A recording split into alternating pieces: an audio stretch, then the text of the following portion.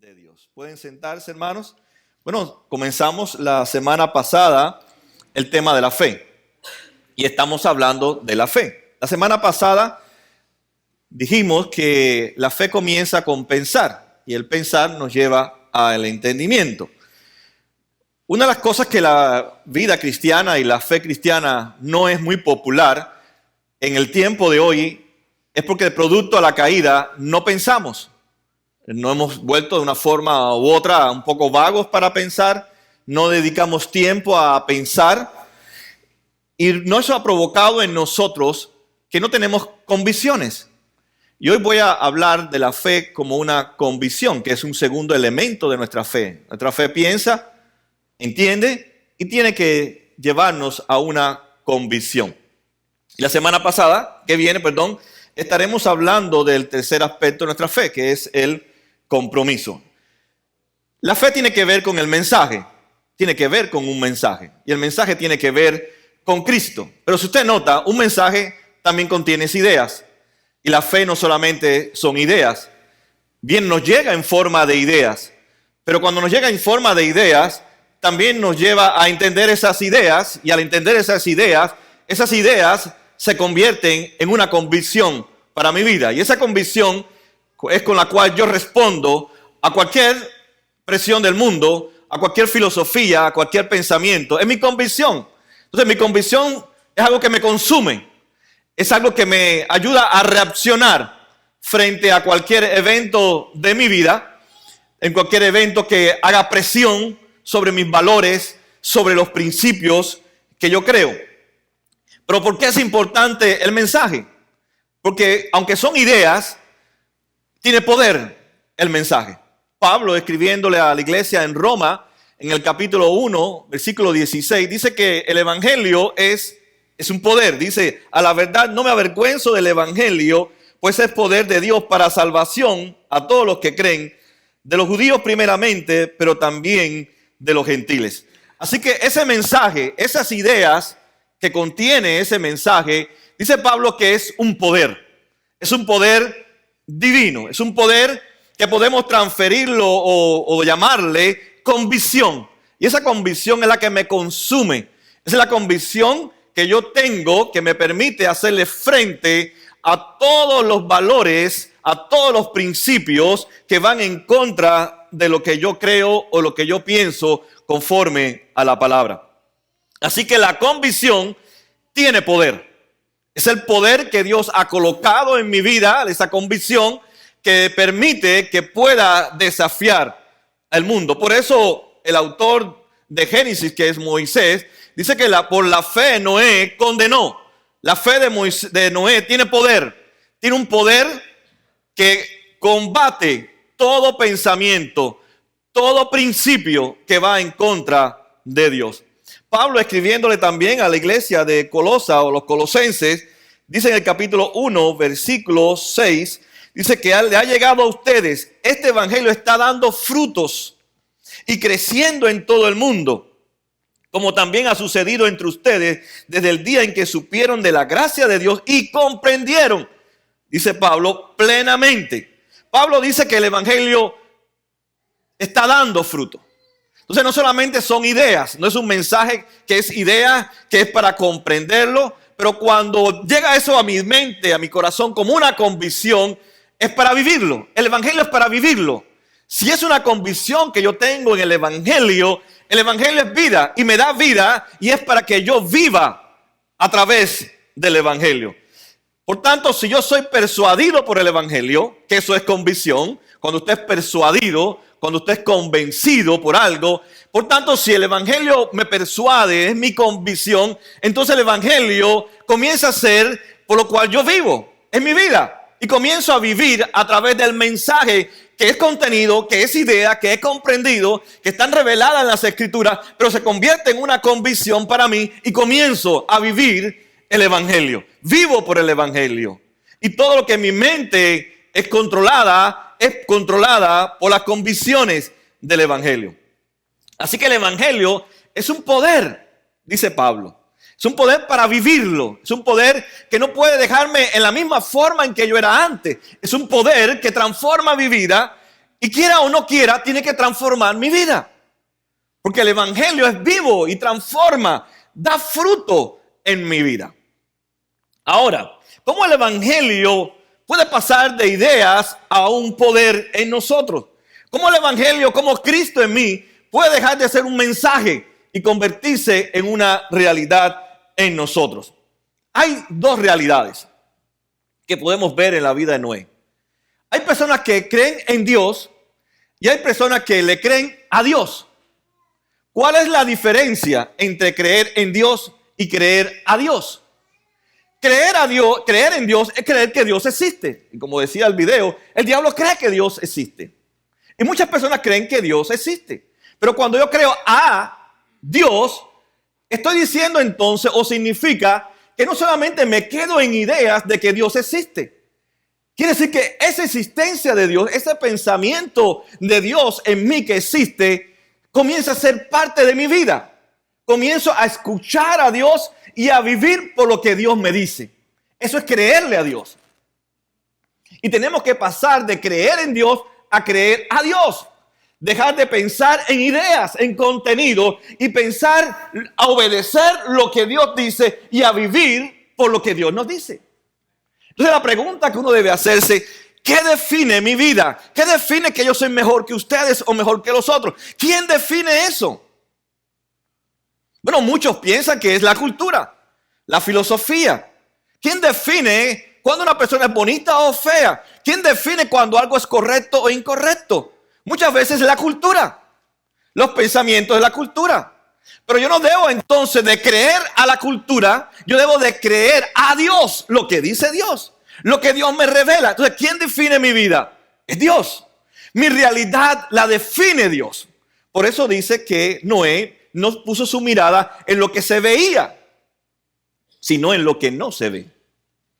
Por tanto, Noé pone su mirada y determina que Dios es el que define su realidad. Si ustedes han podido leer la historia de este capítulo, el capítulo de Génesis, en el capítulo 7, ustedes van a darse cuenta que muchas personas se burlaron de Noé. Definieron la realidad de Noé. Noé, ¿cómo va a venir un diluvio si no ha llovido? Si mira el sol afuera, Noé, mira las estrellas. ¿Cómo estás haciendo un arca que es como si fuera un barco para flotar en medio de una inundación si nunca ha subido el agua ni siquiera tal vez 2 pulgadas?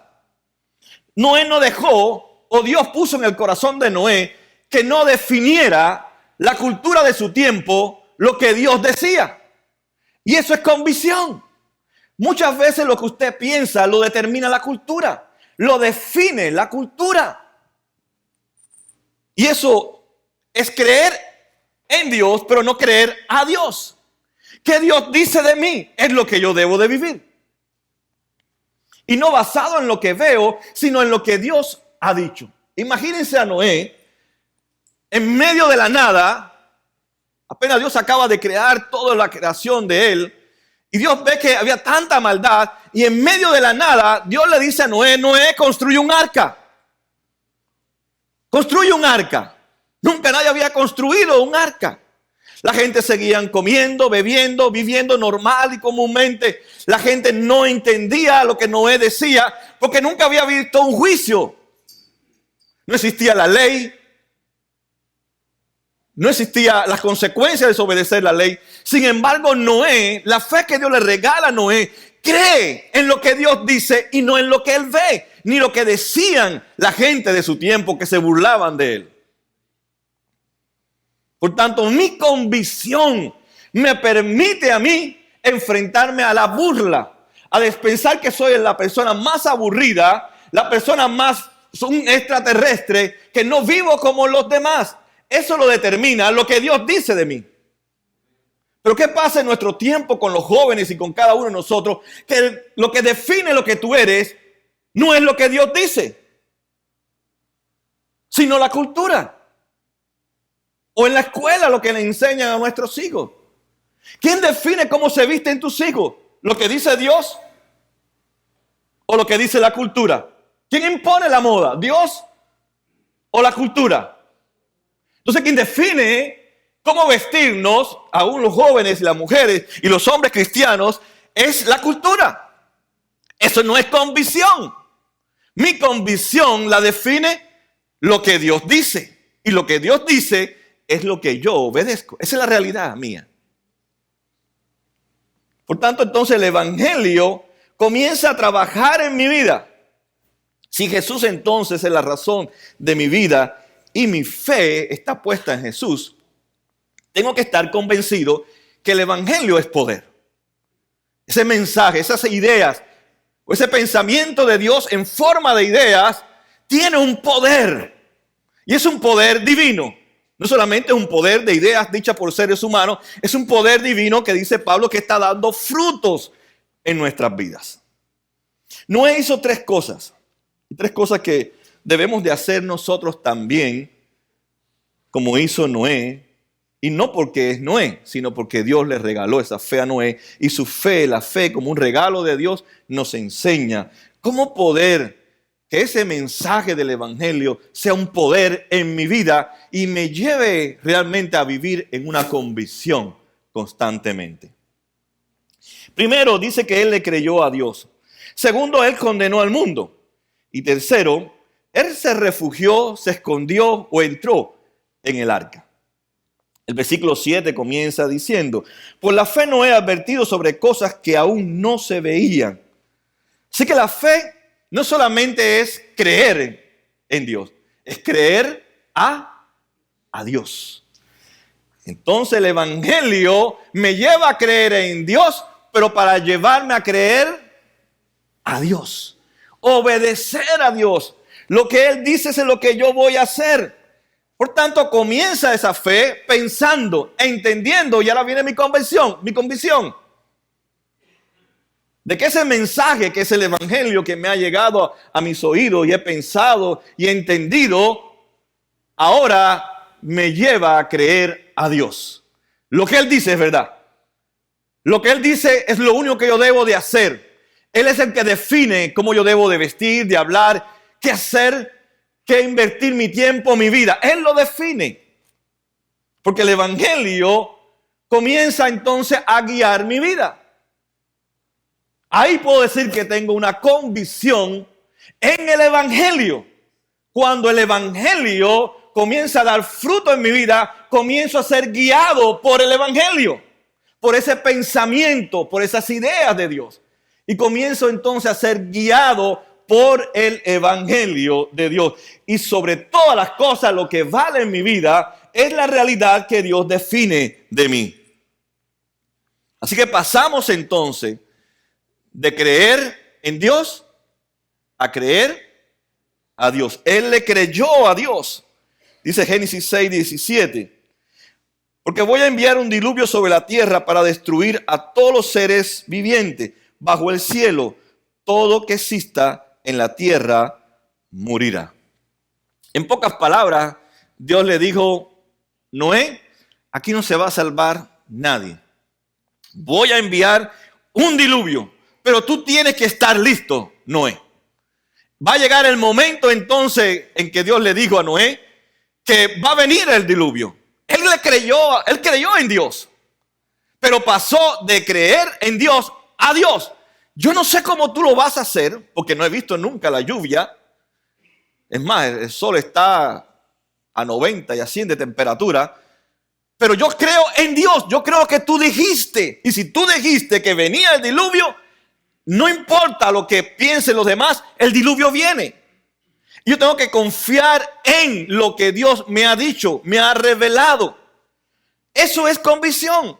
Y pasaron años, 120 años construyendo un arca en la nada, sin nadie anteriormente haber pasado por esa experiencia. Él le creyó a Dios. Si Dios lo dijo, Él lo va a hacer. La gente se burlaba, decían: es el viejito loco este, va a llover, eso es fuera. Hoy la gente piensa así. ¿Sabe una cosa por qué el pecado está sobreabundando en el tiempo de hoy? Porque usted ve que ya desde la niñez brota el pecado con una gran fluidez. Porque no tenemos miedo de nada. No tenemos miedo. pensamos que nada nos va a suceder como ellos. Noé le decía, ¿va a venir el diluvio? No, hijo. ¿Tú no escuchas el canal 23? Si no han pronosticado que no va a venir el ciclón en esta época. La gente no cree en el juicio. La gente cree que no va a haber consecuencias. Lo mismo que en el tiempo de Noé. No creían que nunca iba a haber un diluvio. No iba a haber consecuencias, como dice el capítulo 6 de Génesis, que vivían desorganizadamente, vivían en pecado al punto de que Dios se arrepintió de haberlos creado. Y sin embargo ellos pensaban que estaban bien, estaban en lo correcto. Y nunca pensaron que el diluvio venía sobre ellos. Y Noé comenzó a construir el arca. Ahora, ¿por qué Noé comienza a construir el arca? Vamos a verlo a continuación del versículo. Dice, por la fe, advertido sobre cosas que aún no veían, con temor reverente. Hoy las personas tienen temor cuando el agua les llega al cuello, ¿no es así? ¿No es verdad? Cuando ya el agua nos llega aquí, que ya estamos por ahí, entonces empiezo a tener temor. Observe que el agua no le llegó al cuello a Noé. El temor le llegó a Noé cuando Dios habló. Cuando Dios habló. Por eso el mensaje del evangelio, las ideas del evangelio, el contenido del evangelio provoca en nosotros temor a Dios. No cuando venga el agua y me esté tapando, sino cuando Dios habla. Y usted nota en el Antiguo y en el Nuevo Testamento, cuando Dios hablaba, el pueblo temblaba. Porque Dios está hablando. Y lo que Dios dice, se cumple. Aunque roguemos, aunque nos arrodillemos por años y por años, si Dios determinó algo, a eso va a suceder. Cuando David pecó con Jezabel, él oró por su hijo y Dios le dijo, él va a morir. Él hizo ayuno, él se vistió de cilicio, él hizo todas las patarretas que él quiso hacer. Todas las perretas que hizo David no le sirvieron de nada porque Dios dijo que él iba a morir. Y cuando Dios habla, nosotros tenemos que tener temor de Dios. Ahora, cuando el autor de Hebreo habla de que tuvo temor, no es miedo. Habla de respeto. Habla de estar, en el griego dice que estar enfocado en Dios. Así que mi convicción me permite estar enfocado en lo que Dios dice. Si Dios habla a través de su palabra, mi enfoque está en lo que Dios dice, en su palabra. Y mi mirada no está entonces en lo que dice la gente, sino en lo que Dios ha revelado. Ahí está mi enfoque. Ahí está mi vida. Porque yo creo a Dios. No solamente creo en la existencia de Dios, creo en Dios. Yo creo por fe en lo que Dios dice. Y si tú eres cristiano, ¿quién define lo que tú eres? ¿Quién debe definir lo que realmente yo soy si he conocido a Cristo? Por ejemplo, voy a poner un ejemplo de la ira. La ira es un sentimiento que se almacena en nuestro corazón por algo que alguien nos dijo o algo nos hizo que nos causó una herida. Y esa es la ira. Pero la ira puede definir tu vida. Si decides concentrarte y mirar a la ira, a la herida que fue causada por esa persona, pierdes la alegría, pierdes el gozo, caes en depresión. Pero si escuchas la voz de Dios y no piensas en la herida que te hizo la otra persona, que es la que definió tu estado de ánimo y te llevó a la depresión, sino que te enfocas en la herida que tú le hiciste a Cristo y que Él fue por ti a la cruz y te perdonó, tú lo perdonas. Porque quien define tu estado emocional no es la ira, es el pensar y el estar convencido y tener la convicción de que Dios te perdonó todos tus pecados en Cristo Jesús. Y ahora tú puedes perdonar. Y te haces libre de la ira. Entonces nada puede definir nuestra vida, sino lo que Dios ha dicho sobre nosotros. Si Él me perdonó, Él tuvo un costo para perdonarme, que es superior al costo que tengo yo en perdonar a la otra persona. Porque el costo de Él fue más grande que el que yo pudiera hacer. Si yo perdono, entonces, yo soy una persona libre. Y fuera de todo temor a la ira de Dios, sino un temor que está enfocado en lo que Dios ha dicho que yo debo de hacer. Cuando miramos al mundo, ¿qué podemos ver en el mundo? Traición, ¿no es así? Soledad, angustia, desesperanza, críticas. Pero si yo pongo mi mirada en Cristo, ¿qué voy a encontrar? Un Dios que me ha dicho, nada te va a separar de mi amor. Pablo dice, no vas a tener más condenación, porque eres una persona ahora nueva en Cristo Jesús. Pero si yo me enfoco en el mundo de hoy, enloquezco. Porque está definiendo mi realidad y vivo con temores, no salgo de mi casa, no voy al supermercado, no quiero trabajar, no quiero salir, no quiero hacer nada porque el mundo está definiendo. Pero no hay ninguna condenación para los que están en Cristo Jesús. Hemos sido perdonados.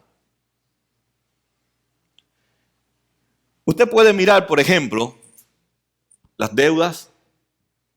Muchos tenemos ahora, me imagino que muchos han terminado con deudas, pasó Navidad. O comenzamos a tener enfermedades. Pero si usted nota, las deudas están ahí. Yo no estoy diciendo que las deudas no estén. Las enfermedades están ahí y tocan a la puerta y en algún momento tienen que tocar fuerte para llevarnos completo.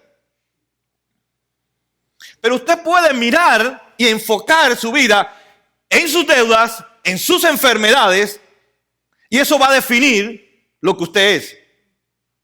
Sus preocupaciones van a girar y su corazón. ¿Por qué usted cree que la gente habla de tantas enfermedades y deudas?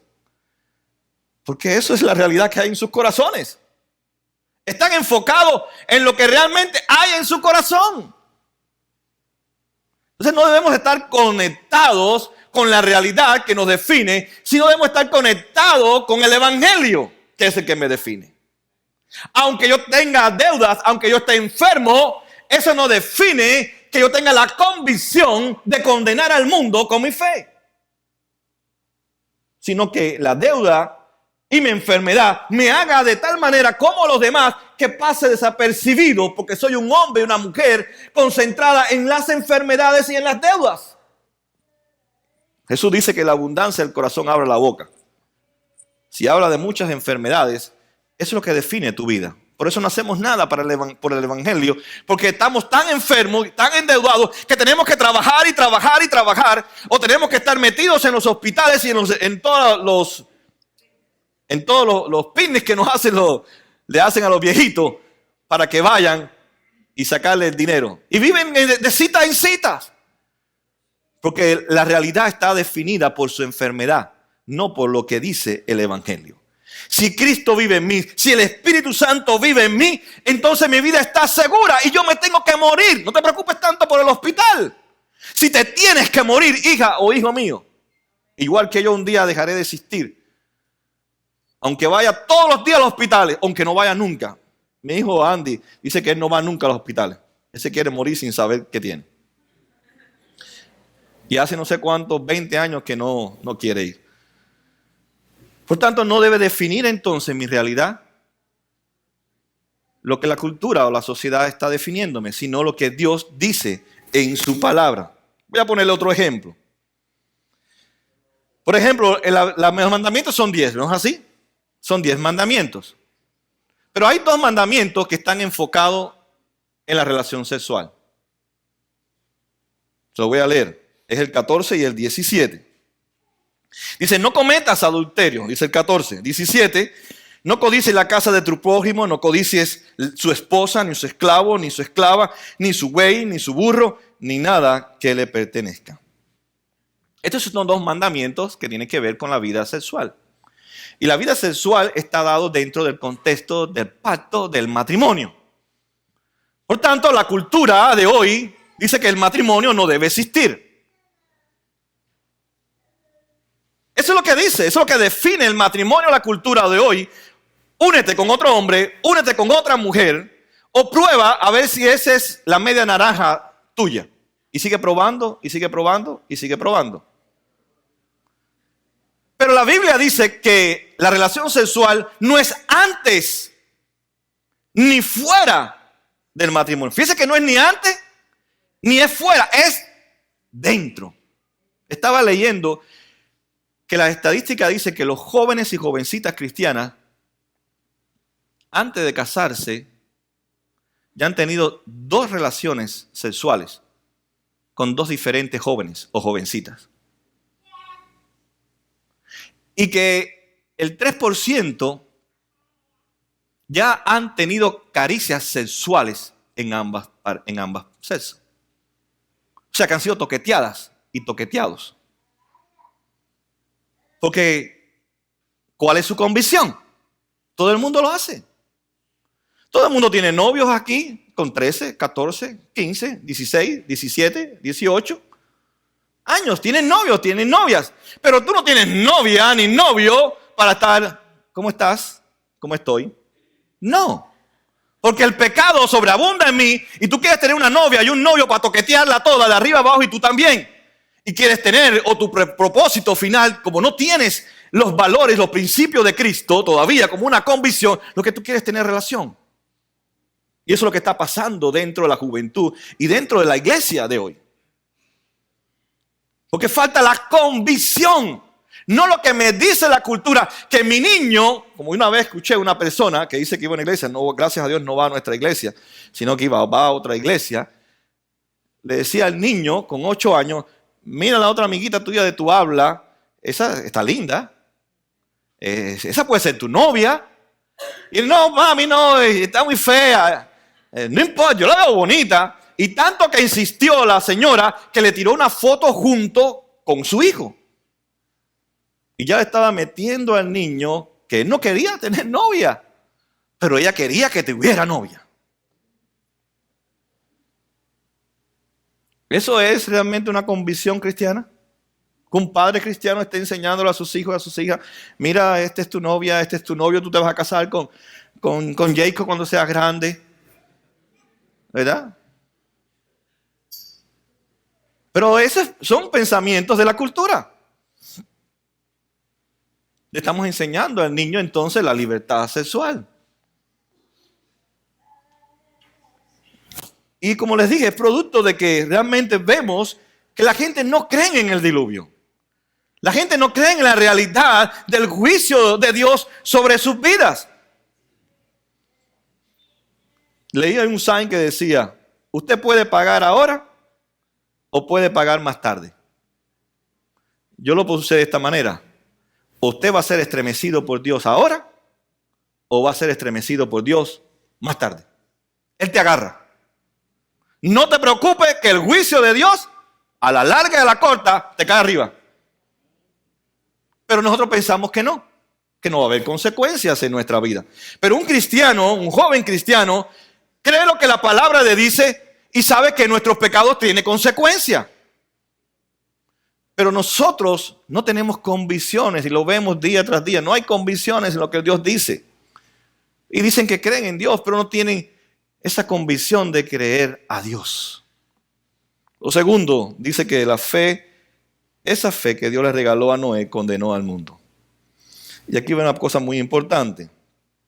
Esta palabra en el griego tiene 2 aspectos. Primero tiene que ver con lo que tú haces.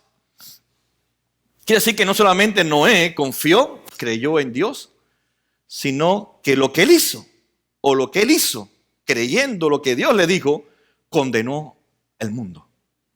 Y el segundo aspecto de esta palabra tiene que ver con mantener una posición en el mundo. Dice que su fe condenó, su fe hizo algo, que era una posición que él tenía frente al mundo de su tiempo. Y eso se llama convicción. Y esa convicción que había en Noé constantemente estaba trabajando en él, porque cada vez que él salía afuera con el martillo y los clavos, la gente se burlaba. Pero él tenía que hacerlo, porque Dios lo dijo que lo hiciera. Y él tenía que mantenerse firmemente cada día por la convicción de que Dios le dijo que hiciera el arca, y enfrentarse a la burla y enfrentarse aún a sus propias dudas de ver al cielo y decir, pero si no veo ni una dichosa nube con un poquitico que sea de 3 o 4 gotas, más bien el sol está fuerte sobre mí. Esa es la convicción que me tiene mi fe. ¿Qué hago? Pero a la misma vez me mantengo, me hace permanecer constantemente frente a las presiones que hace el mundo sobre mí, sobre la familia, sobre la iglesia. Es imposible entonces hacer y mantener esta posición si no tenemos esta fe, que es un regalo de Dios. Y si nota, esta fe es un poder, pero a la misma vez es un poder que está controlado por un estándar. Es el estándar de Dios, es los valores de Dios, es los principios que Dios nos ha revelado en su palabra. Por ejemplo, ¿cómo puedo saber yo que algo es incorrecto? ¿Cómo puedo saber yo si realmente estoy agradando o no estoy agradando a Dios? Si no es por lo que Dios ha revelado. Pero hoy creemos en la verdad relativa. Lo que para ti es pecado, para mí no es pecado. Lo que para mí es pecado, para ti no es pecado. Si definimos entonces la verdad relativa como tal, entonces no existe Dios y no nos hace falta Dios y no hay condenación entonces. Si la verdad es relativa, no hay condenación. ¿De qué usted me va a acusar a mí? ¿Me puede acusar de ser egoísta? ¿Me puede acusar de ser individualista? Si Dios no existe. Y si Dios no ha revelado nada y su palabra no es verdad, entonces alguien me va a condenar a mí? ¿Cómo yo puedo condenarlos a ustedes? ¿Cómo la fe de Noé pudo condenar su tiempo? Si Dios no existe, si no existen valores, principios de Dios revelados a través de su palabra. La fe tiene valor, tiene sus valores, tiene sus principios. Y no puedo definir nada que está bien o que está incorrecto si no es a través de su palabra. Así que nuestra fe entonces tiene ese poder divino para probarle al mundo que está mal, que está incorrecto. Algunos se preguntan, ¿por qué la iglesia no es más tolerante? No somos menos estrictos. ¿Por qué no nos guiamos pues, entonces por los valores de la cultura? Están más actualizados, tienen más propósito. Por eso mismo, porque la gente no cree en la condenación. No cree que hay condenación.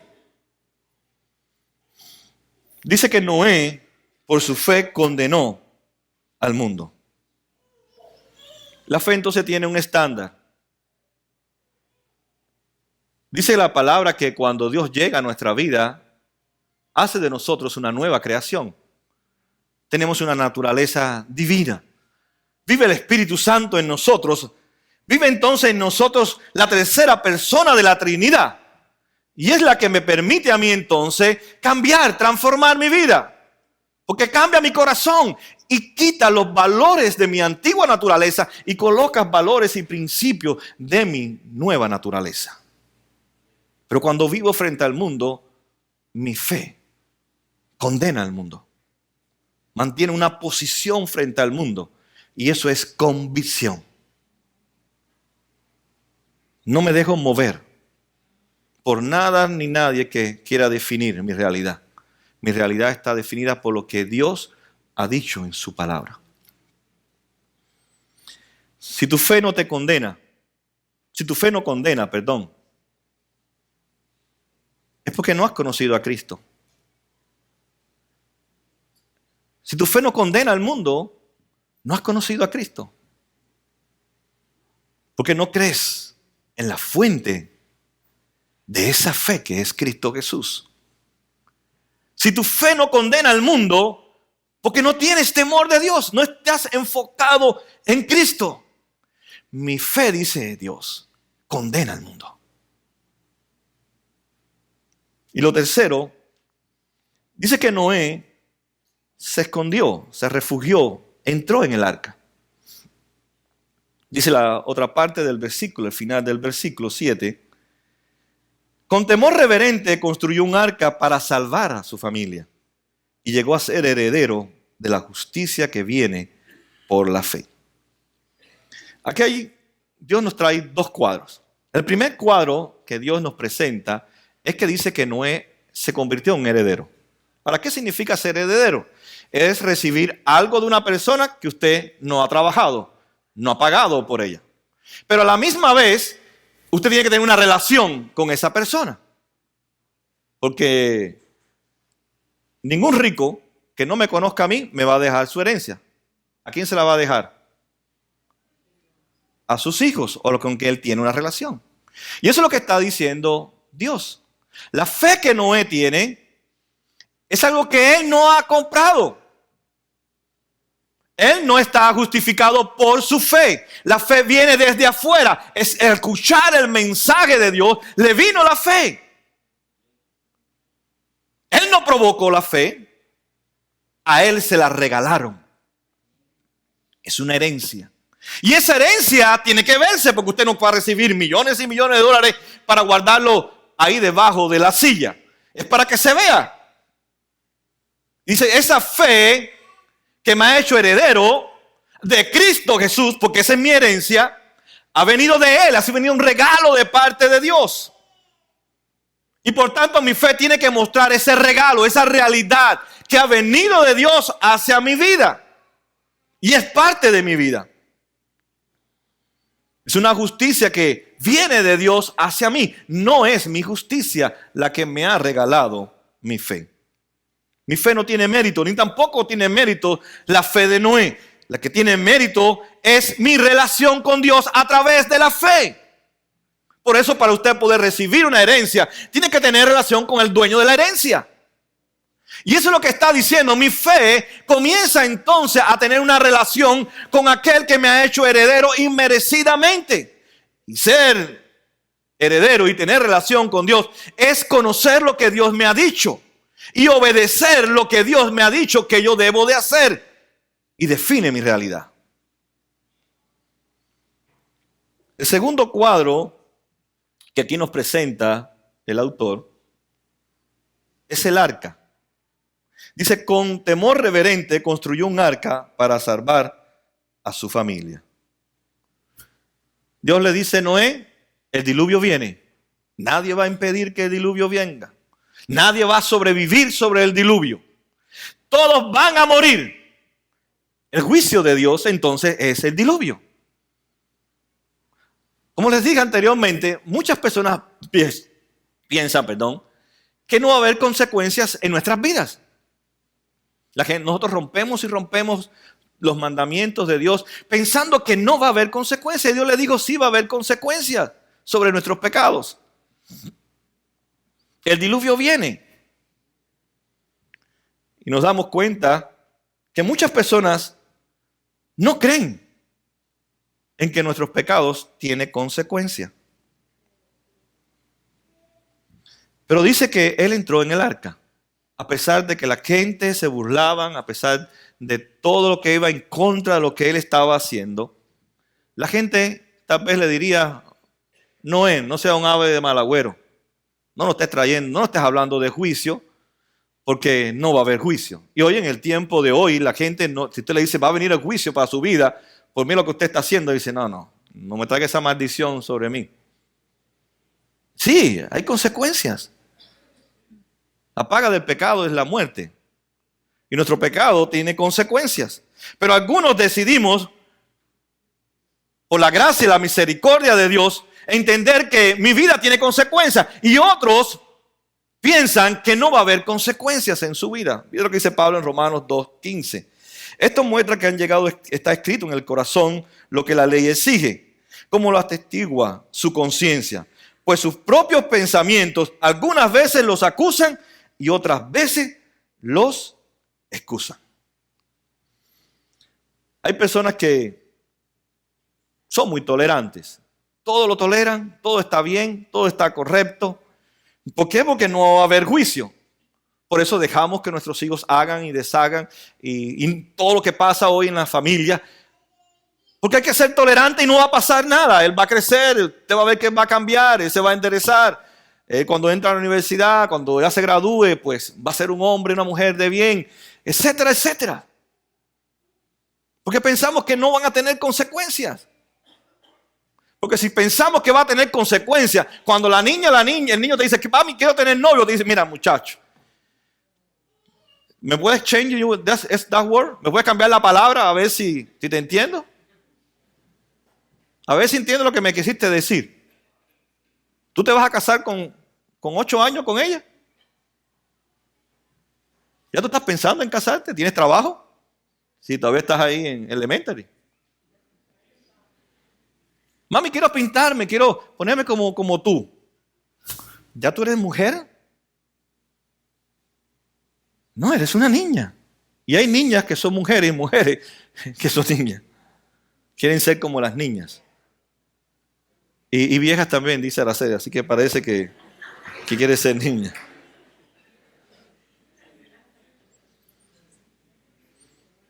Nos damos cuenta entonces que muchas veces nuestra conciencia nos acusa y otras veces no nos acusa, porque a veces creemos que hay juicio, otras veces creemos que no hay juicio, que no va a pasar nada con nuestras vidas. Y el juicio viene, le dijo Dios a Noé. Pero la pregunta que yo hago, ¿quién puede sobrevivir al juicio de Dios? ¿Quién puede sobrevivir al juicio de Dios en nuestra vida? Nadie puede sobrevivir. Solamente una persona. Y es Jesús. Por eso Él estaba escondido en Cristo Jesús. El arca es Cristo. Esa era su herencia. Donde Él único podía sobrevivir era en Cristo. Porque el juicio no iba a ser más a costo del ser humano, dice Génesis. Cada vez que ustedes vean el arco iris, yo les prometo a ustedes que no va a haber más diluvio. Pero no quiere decir que no va a haber más condenación. Dios lo que está diciendo, cada vez que ustedes vean el arco iris, yo les prometo que el costo del juicio no va a ser sobre ustedes. Porque ustedes están condenados. Pero el costo del juicio de ustedes va a caer sobre mi hijo. Cada vez que veamos el arco iris, lo que Dios me está recordando a mí es que mi juicio, la ira de Dios no cayó sobre mí, sino que cayó sobre su Hijo Jesucristo. Para que yo ahora tenga esa fe, entienda mi fe y tenga una convicción en lo que Él hizo por mí en la cruz del Calvario. Y esa convicción de lo que Dios hizo y definió mi vida es la que me permite a mí tener una posición bajo los estándares de la palabra revelada de Dios y decirle, no, yo los condeno a ustedes porque ustedes están mal, ustedes están en lo incorrecto. Lo que está correcto es lo que Dios ha revelado en su vida, en la palabra. Cuando yo tengo realmente a Cristo en mi corazón, como el único camino de mi salvación, como el único que puede realmente salvar mi vida, yo entonces tengo esa convicción y comienzo a vivir por esa convicción. Dios nos ha prometido entonces que los que estamos en Cristo ya no estamos bajo el juicio de Dios. El juicio lo recibió el arca, lo recibió Cristo por mí. Por eso Pablo dice que ya no puedo ser condenado. Ya el juicio no puede caer sobre mi vida. Pero como no ha caído sobre mi vida, sino que ha caído sobre Cristo y a través de la fe, como un regalo, como un caudal, me ha llegado su justicia. Ahora yo comienzo a condenar al mundo y decirle, ustedes están mal porque ustedes no creen lo que Dios ha revelado en su palabra. Cuando uno realmente está escondido en Cristo Jesús, cuando Cristo es nuestra roca, nuestra arca, pueden venir todo tipo de tormentas a nuestras vidas. Puede venir todo tipo de burlas. Puede venir todo tipo de tentaciones, de invitaciones, de amigos, de amigas, de la cultura, cualquier cosa. Pero como estoy escondido en Cristo, Él maneja mi vida. Él comienza a guiar mi vida. Por eso dice Pablo en 1 Corintios 10:13, no les ha sobrevenido ninguna tentación que no sea humana, pero juntamente con la tentación viene la salida. Dios es el que sale a socorrernos, porque estamos ahora escondidos en Cristo Jesús. Si tienes esa fe que Dios le regaló a Noé, tendrás esa convicción en que ya no hay condenación, en que tu fe día tras día cuando te levantes va a ser probada como el oro por el fuego, pero saldrás aprobado porque tienes una convicción en el contenido del Evangelio, de lo que Cristo hizo por nosotros. Él definió mi vida.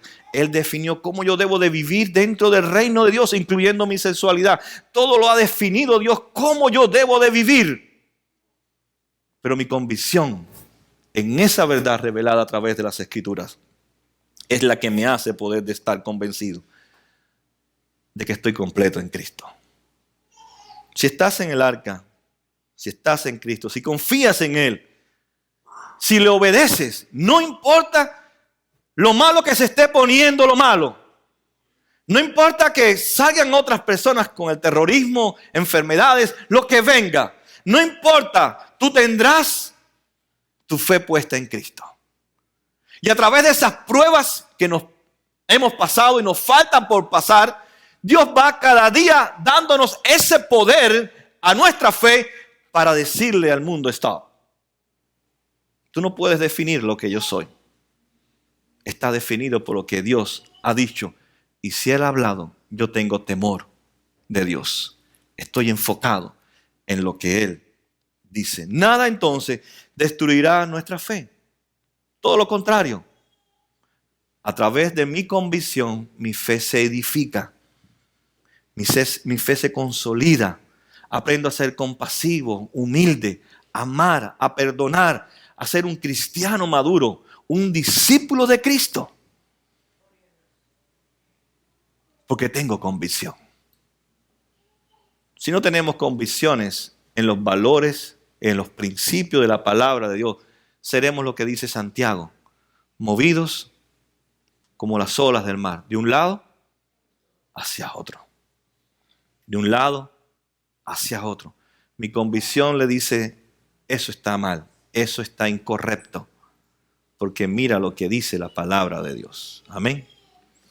Pongámonos de pie, la semana que viene terminaremos esta serie con